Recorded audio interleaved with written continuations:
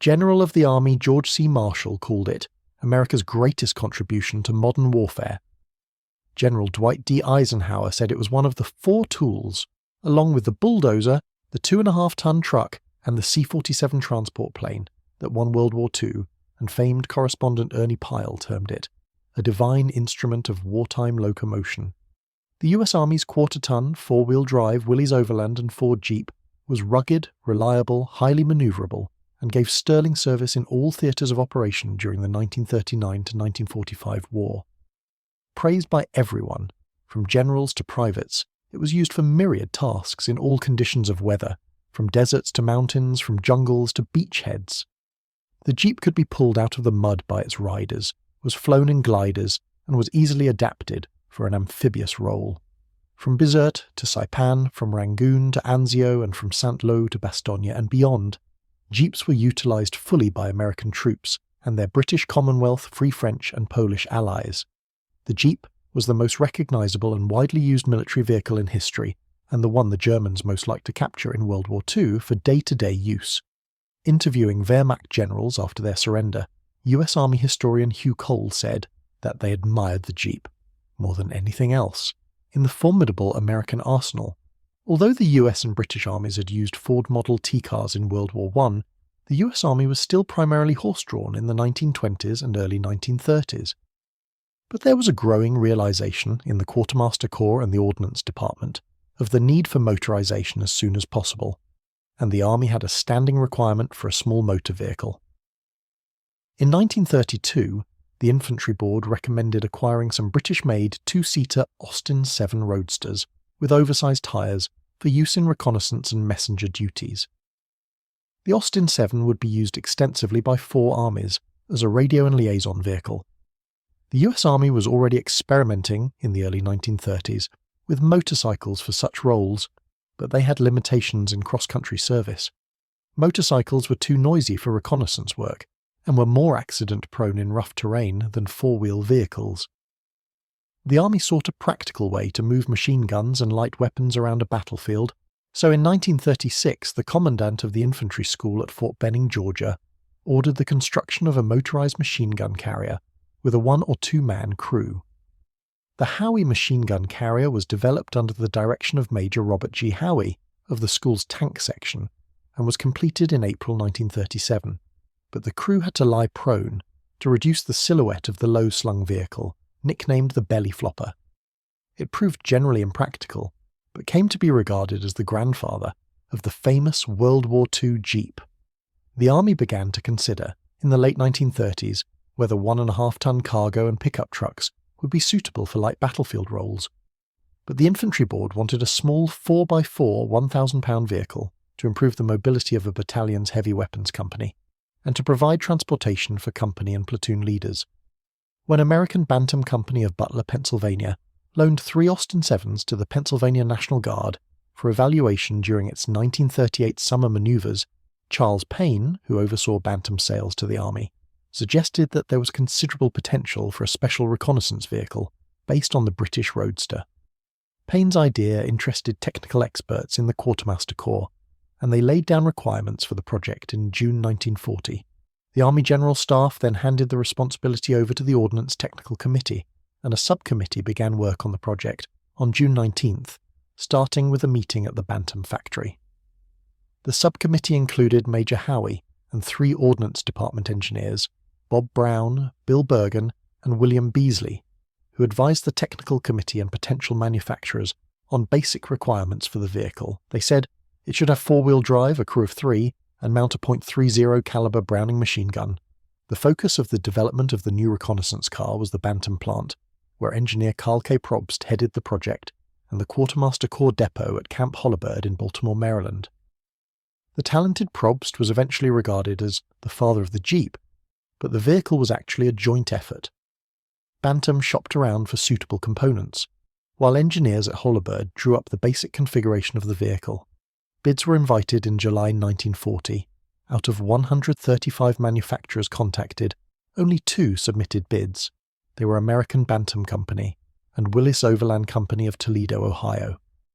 The latter had been trying to interest the Army in considering some of its light vehicles.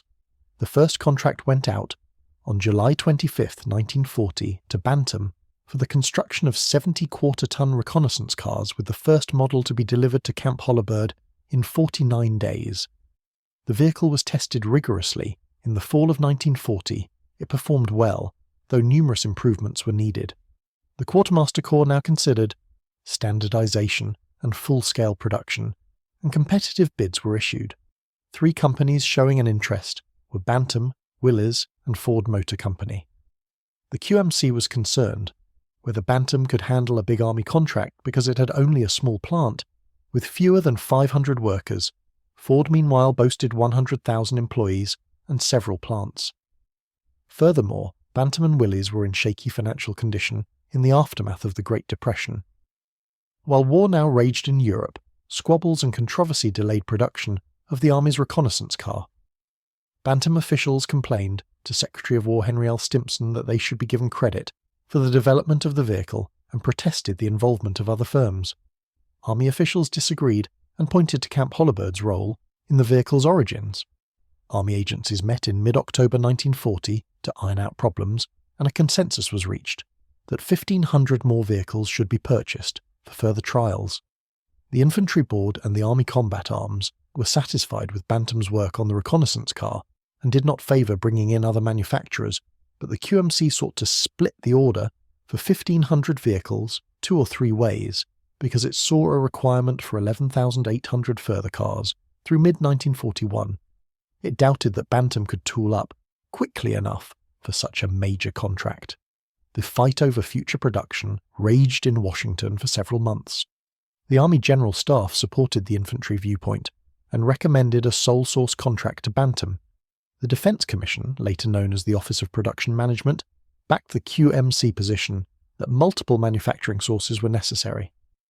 A compromise was finally reached in November 1941, with 3 contracts awarded to the 3 competitors for 1,500 vehicles each. The controversy intensified that same month when several magazines began charging that the Army was favouring the giant, Ford, over the underdog Bantam. This sparked calls for a congressional inquiry. Pilot models of the reconnaissance car were delivered to Camp Holabird for trials, and a production run followed. The Ford design was nicknamed the Pygmy, while the Willys model was originally called the Quad. Extensive cross-country testing continued at Camp Holabird and Fort Benning. The Willys vehicle was overweight compared to the Bantam and Ford entries because of its 4-cylinder 55-horsepower Go Devil engine and heavier transmission. This distinguished the Willys design from its competitors, but in order to avoid losing its contract, the Ohio company redesigned the Quad and reduced its weight. The definitive Ford model was called the Ford GP. The Army's overriding concern was to have a single quarter-ton truck design rather than 3 separate types, and the wrangling continued. The Quartermaster Corps continued to favour Ford, which made a critical concession in the late summer of 1941 by offering to manufacture its quarter-ton truck on the basis of the Willys design. The QMC expanded production to Ford. Early production models of the quarter-ton truck rolled off the assembly lines, and the demand grew after the signing of the Lend-Lease Act, whereby neutral America assisted its warring, hard-pressed allies. A number of the vehicles were shipped to Great Britain and the Soviet Union, and there was interest in much larger supplies. Eventually, about 2,675 Bantam, 3,650 Ford, and 1,500 Willys Jeeps were passed to Britain and Russia as part of the Lend-Lease program. The smallest of the US Army's trucks, the standard Jeep, had remarkable power, stamina, and maneuverability. It was 11 feet long and 4 feet high and had a maximum highway speed of 50 miles per hour.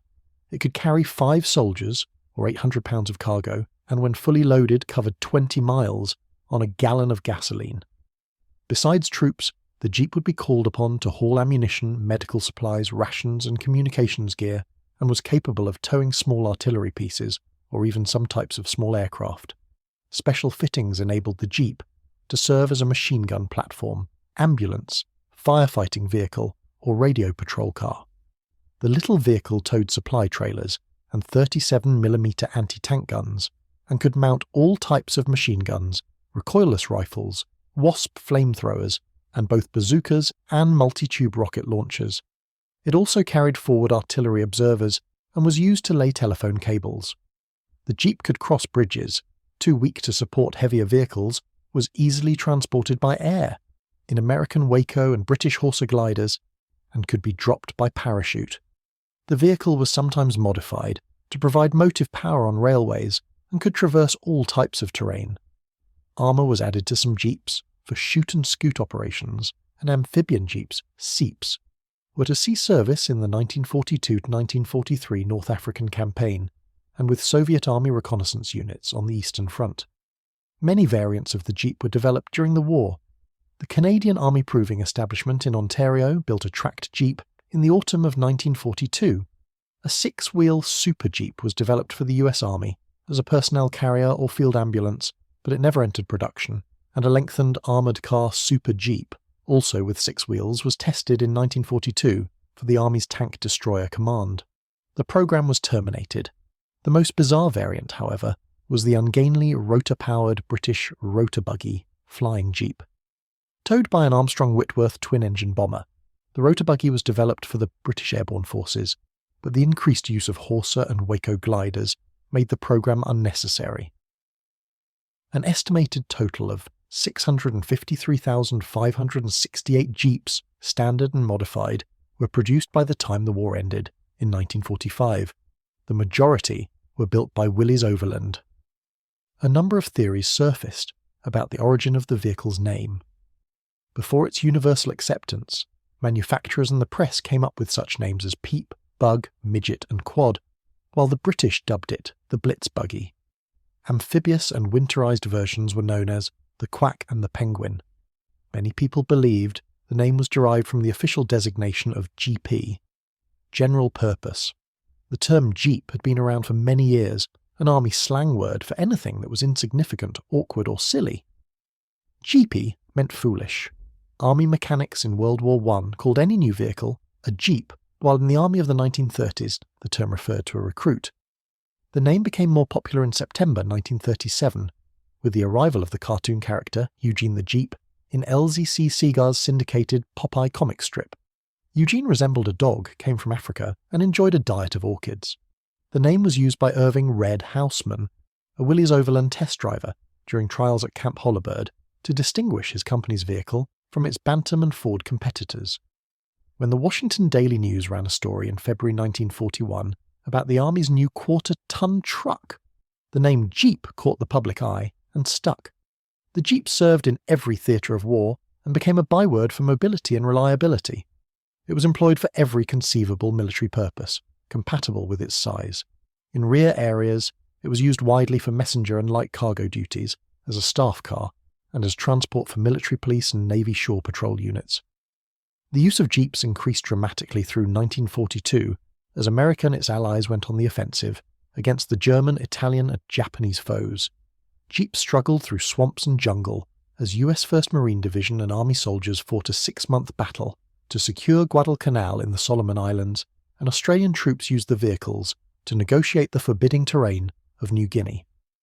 In the Mediterranean theatre, Jeeps rolled through the dust of Algeria, Morocco and Tunisia after the Allied invasion of North Africa in November 1942. In the Western Desert, meanwhile, Jeeps laden with jerry cans, ammunition, rations and Vickers K and .50 caliber Browning machine guns carried men of the legendary British Long-Range Desert Group and the Special Air Service as they made hit-and-run raids on airfields, supply dumps and communications lines, behind the lines of Field Marshal Irvin Rommel's vaunted Afrika Korps. After the launching of Operation Husky in July 1943, Jeeps toiled up and down the scrubby ridges of mountainous Sicily with the British 8th and US 7th Armies. Then, the stalwart little trucks traversed the muddy trails and crags of mainland Italy as the 8th and 5th Armies fought a bitter 2-year struggle against Field Marshal Albert Kesselring's German armies. Lieutenant General Mark W. Clark, the rangy, flamboyant commander of the Allied 5th Army, rode in a Jeep when British, American and Free French forces rolled into Rome on June 4, 1944. After the British, US, Canadian, Free French and Polish assault divisions landed on 5 Normandy beaches, early on June 6, 1944, Jeeps were widely used under several national colours. the Americans rode them during the July breakout from the beachheads, while the British and Canadian armies, battling the bulk of German panzer strength in the Caen area, used them as ambulances. SAS and French resistance units raced in them, behind enemy lines in Normandy. Lieutenant General Jacques Philippe Leclerc rode in a jeep when he led his proud French 2nd Armoured Division into Paris on August 25, 1944. The Little Ford and Willys Overland stalwarts were indispensable to the Allied forces in every theatre of operation. Correspondent Ernie Pyle, who followed the GIs through North Africa, Sicily, Italy, France and the Pacific, wrote, "Good Lord, I don't think we could continue the war without the Jeep. It does everything General Bernard L. Montgomery, commander of the powerful British 21st Army Group, sometimes chose the vehicle over a Humber staff car or his office trailer. Lieutenant General George S. Patton, Jr. occasionally rode in a customised Willys Overland Jeep in North Africa, Sicily, and as his freewheeling US Third Army pushed toward the River Rhine. In Normandy, before his untimely death, Brigadier General Theodore Roosevelt, Jr., the feisty assistant commander of the US 4th Infantry Division, used a battered Jeep bearing the name Rough Rider in honour of his famous father's Spanish-American War Cavalry Regiment.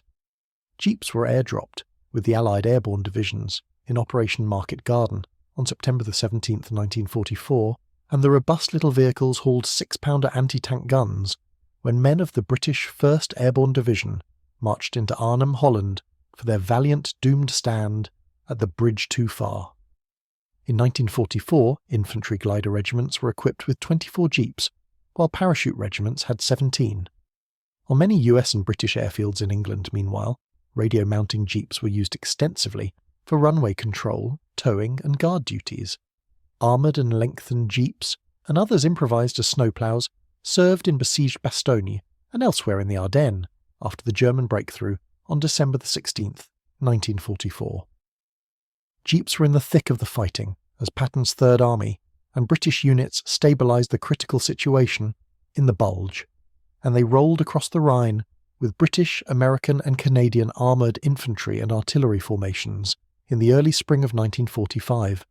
Thousands of miles to the east, jeeps were in the forefront and performing a multitude of tasks as British Commonwealth and American forces cleared the Japanese from Burma, China and numerous island groups across the Pacific.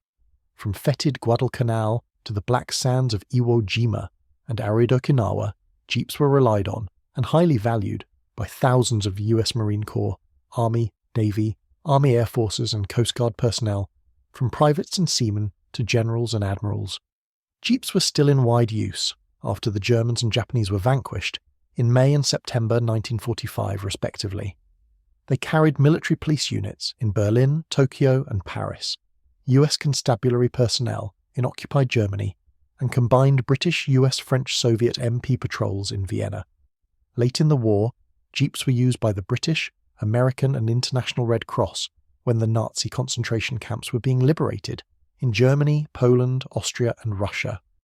World War II jeeps were featured in Bill Mauldin's popular, widely syndicated Willie and Joe cartoons, and the vehicle was revered by all who served in World War II. It was one of the most widely used and dependable pieces of ground warfare equipment in the Allied arsenal, along with the American Garandum 1 infantry rifle, Sherman medium tank and bazooka rocket launcher, the British Universal Carrier 25-pounder field gun and 6-pounder anti-tank gun, and the Russian T-34 medium tank. Standard and modified jeeps were widely used later by Allied forces in the 1950s to 1953 Korean War, by the French in Algeria and Vietnam, by British and French troops in the abortive 1956 Suez Canal action, by United Nations truce patrols in Cyprus, by Israeli forces in Egypt and Sinai in the 1960s and 1970s, and by US Army and Marine Corps units in Lebanon and Grenada